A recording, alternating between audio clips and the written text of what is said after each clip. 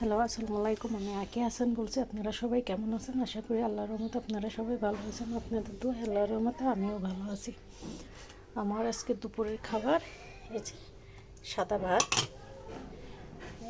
ট্যাংরা মাছ ভুনা আর এখানে ভেন্ডি ভাজি।